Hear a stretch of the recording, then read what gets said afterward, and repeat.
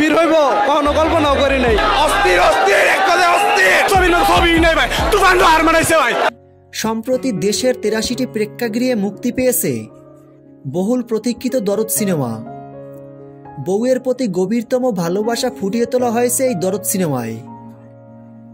নিজের বউয়ের মুখে হাসি ফোটানোর জন্য দুলু মিয়া হাজারটা খুন করতেও দ্বিধাবোধ করে না। দরদ সিনেমায় শাকিব খানের অভিনয় ছিল অনেক মনমুগ্ধকর।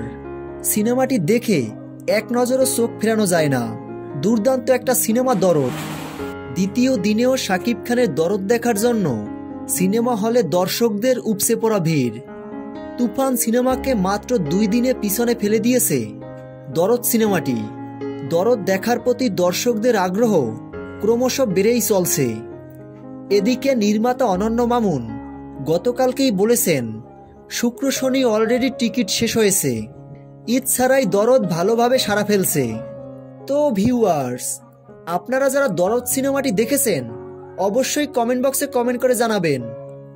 দরদের সকল আপডেট ভিডিও সবার আগে পেতে ভিডিওটিতে একটা লাইক দিয়ে আমাদের পাশে থাকুন। ধন্যবাদ।